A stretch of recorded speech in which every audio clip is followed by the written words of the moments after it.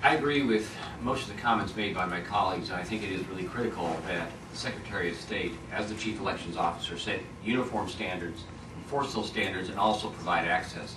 I would add a couple of other things, however. Number one, I think it's also the responsibility of the Secretary of State to teach responsibility to our voting public is to make sure that they don't overtax our county clerks by always waiting till the last moment and be able to make sure that they could get their ballots in time.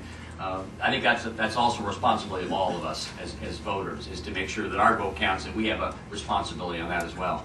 The second thing, and I think we have heard this from a couple of my friends today, is to ensure that people who bring those ballots, that the integrity of the ballot box is protected and that they have access. Let me give you an example.